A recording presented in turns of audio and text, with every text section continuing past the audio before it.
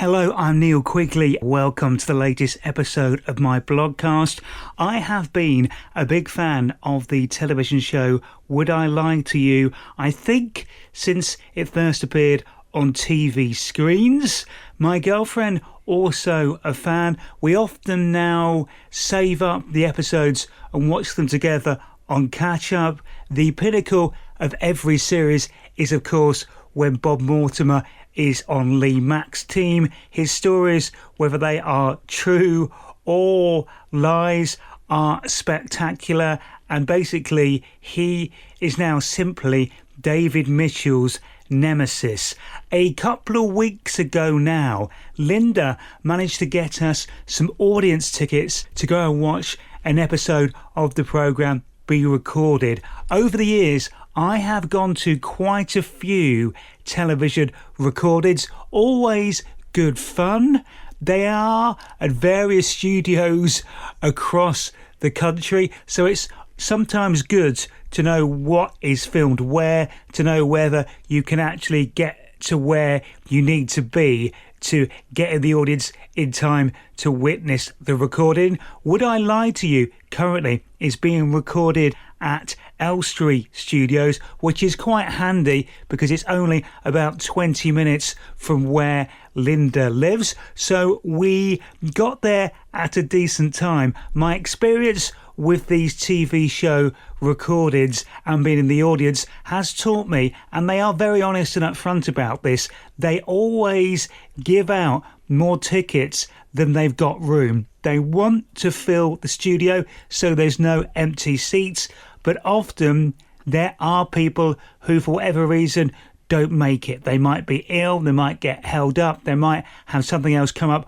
on that date. The tickets are free, so obviously if you can't go or don't go, you aren't going to lose out financially, but because they want to make sure the studios are full, they give out more tickets than there are seats. Therefore, a tip for you, it will tell you what time the audience staff team will be there to start checking you in. It is a good idea to try and get there maybe an hour before that time says. It does mean a lot of standing around and waiting, but if you've committed to be there and you want to go and see that show recorded, maybe you've taken an afternoon or day off work, there is nothing worse than getting there a bit late and being a bit too far down the queue to actually get in. And that has happened to me on a couple of occasions before. When that happens, what they will normally do is offer you a priority ticket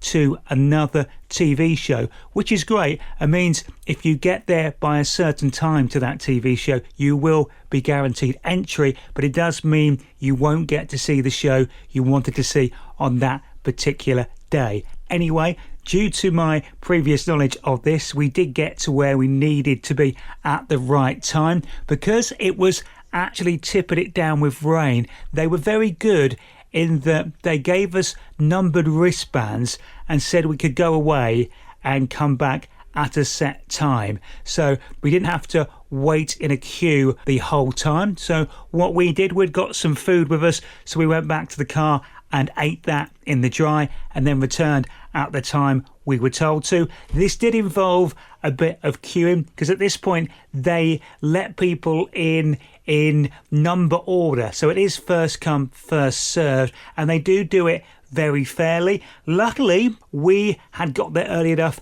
and we did manage to get in, so they sent us through the security check. Then once you're through there, it was into a slight holding tent where if you wanted you could put your coats into a cloakroom, and then when you were ready and after you'd visited the facilities, which I had to do, it's going to be quite a long recording. I didn't think my bladder would make it. After that you head in to the studio and you just go in and they direct you to a spare seat. They'll show you exactly where to sit. We were sat right near the back row to the left of the TV set. However, it's a TV studio, so it's not as if you've got a bad view and you can't see what's going on. Normally at these things they will have a comedian who acts as the warm-up, who will come on first pretty much when all the audience have sat down, and will tell a few jokes, but mostly just talk to the audience, get them rehearsing, clapping, cheering, just raise the atmosphere of the room.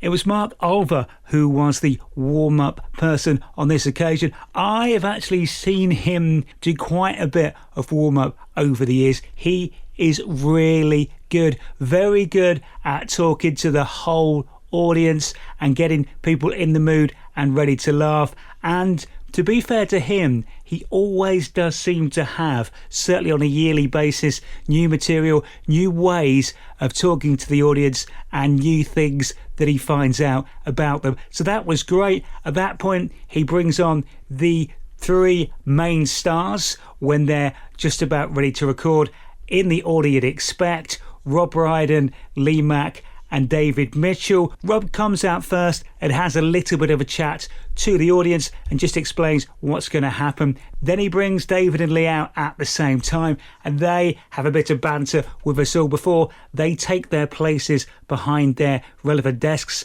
and they bring on that evening's guests. For the recording we saw, the guests were Gregor Fisher and Natalie Cassidy. With David and with Lee, it was Sammy Kinghorn and Hamid Animashon. If somehow you've not seen the show, what happens is they generally take it in turns. They're given a card, they read out the card. It will either be something that's true or it will be something that's a lie, and they have to make up a backstory to it off the top of their heads and try and convince the members of the other team that they are telling the truth. The TV programme is 28 minutes when it goes out on the BBC. Obviously, that is edited down from the recording. So what happens is everyone will get a chance to do pretty much either a couple of truths or a couple of lies, or more likely one of each. They do make it look quite random. The light still appears and that person is the one who still takes control, obviously because it's a recorded and not going out live. And we were warned about this before the start. Sometimes there is language and themes that slip out during conversations that will never make it onto the TV and the edit. So it's definitely an over 16 to possibly even 18-year-old recorded to be on the safe side. Although there was nothing too problematic on when we were there. However, there were certainly plenty of things that would have not have been allowed on BBC One before 9 o'clock. So obviously knew instantly they were not going to go out. So they do the first round as you see it on the TV first, and then exactly as it plays out on the TV, they do the mystery guest round where one of the teams has to pretend someone is a person that they know. It was Lee's team who had to say how they knew the particular person, and then it finishes off with quick fire lies exactly as you see it on the television. The only main difference is they just do a lot more of them each, and it takes a lot longer than the 28 minutes. It was a very funny night. I do love that programme. Also, I am very fond, I think they're great, of Rob Brydon, Lee Mack and David Mitchell. All very funny, all very personable, all got slightly different personas that just work when they're all gelled together on that show. I won't obviously give away any spoilers of what happened. The recording itself probably took at least, I would say, 2.5 hours, maybe slightly longer. What always happens as well at the end of a TV recording, once it's gone all the way through, they'll do what they call pickups at the end, and that'll be bits where maybe they were talking over each other at the same time, so something was lost. It could be possibly something visual wasn't right, so they'll have to reshoot that.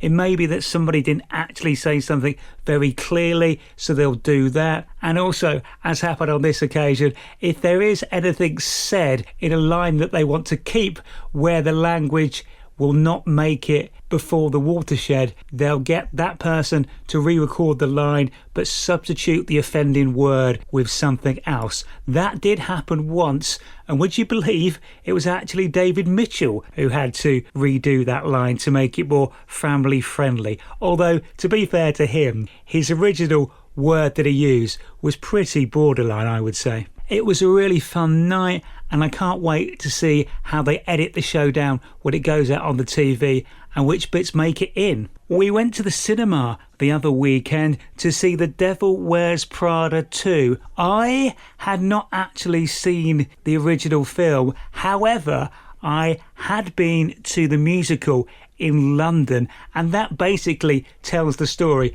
of the first film, just with some added songs from Elton John in it. Therefore, I thought I was up to speed and kind of knew the story, although possibly I may not have got all the in-jokes from the first film by watching the second film. I thought it was very good. It was all cleverly knitted together. The way they managed to put Anne Hathaway's character right back into the position she was almost in the original, and the other characters had kind of moved on and had to move with the times a little bit. There was lots of humour in it. It obviously looked very glamorous and featured lots of great music and some fantastic clothes. And I do like Stanley Tucci, just not as much as my girlfriend does. She likes his cooking, she likes the way he looks, she likes the way he dresses. I think I need to keep an eye on him, basically,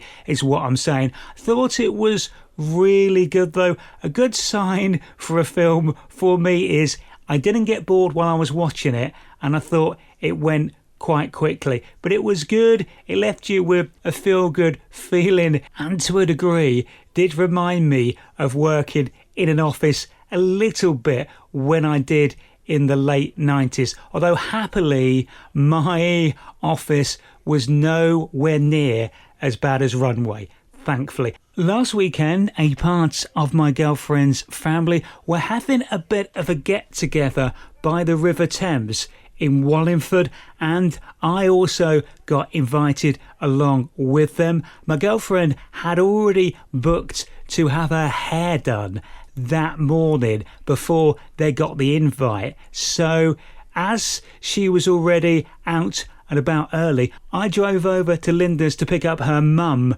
to take her to the family party, as she had no other way of getting there at that point. I had to rely on the sat-nav to get me to the car park I was told that we needed to park in. And as we were getting near to Wallingford, and I have been there before, but you know when you start following the sat-nav and you think, oh, it probably knows something I don't, this is not the way I'd normally go, but I'll stick with it. Well, it was taking us a bit of a weird route down some quite small country lanes, and at times it looked like it was taking us away from Wallingford and turning in the wrong direction. Anyway, happily, it did eventually take us to the car park that we were trying to get to. Although I'm sure at one point Linda's mum was looking at me thinking, are you sure you know where you're going? None of this looks familiar to me. Anyway, we parked up and we managed to find the rest of the group. We were organised, we had our own camping chairs, and they'd set up on the grass right by the river near a campsite that they used to go to. In fact, Linda's grandma used to have a caravan there, so Linda spent quite a bit of time in this area at this campsite as a kid, though she did say she probably had not been there for 20 years or so. She turned up about half an hour after us, Unfortunately for me, on her way she'd been to the shop, so she supplied me with some gluten-free lunch, which I was very much ready for. It was a lovely afternoon. We were lucky with the weather, so we just sat there having a bite to eat, chatting and just enjoying being near the river. I like being near the river, always feels relaxing, I think. And Linda and I did go for a bit of a walk along the riverbank, which was good. While we were eating, and I've heard stories about this happening, but never witnessed it for myself, we were just sitting there and one of Linda's relatives was eating some crisps. All of a sudden, I just felt something quickly brush against my head, and as I looked up, I saw it was a red kite heading towards the packet of crisps and trying to grab them. Somehow, the member of family who was attacked managed to fight the bird off uninjured, but it had properly dive bombed us to try and get the food, and I witnessed it doing it to a couple of other families who were also sitting down eating. So when I was eating my sandwich, I kept the thing in the box until I took a bite, then put it back and was watching the sky pretty much the entire time. On the same day we went to Wallingford, it was Linda's mum's church quiz. It's an annual event, normally around June. We have been for, I think, the past 4 years, and we've actually won for the previous 2, finishing top. What we normally do is we go a bit mob-handed and we get a crack team. Unfortunately, this year the team was decimated. There was some last-minute illness which cost us a few members, and also normally we have a former headmaster who is ridiculously good at geography, but he was playing in a cricket tournament and couldn't make it. So we went there possibly with a slightly weakened team, but we were still optimistic. We still thought we could do it. I was quite excited because part of the deal was you could bring your own dessert. They were going to supply drinks, but if you wanted something during the break, bring your own dessert. Linda, prior to us going, had sent me down to the local supermarket to get a dessert. Obviously, I needed something gluten-free, which I thought everybody would like. I found one of my favourite things, which just happens to be gluten-free rather than is made specially gluten-free. It is a Dime bar cake. If you've never tried one and you're a fan of Dime bars themselves, I would highly recommend it.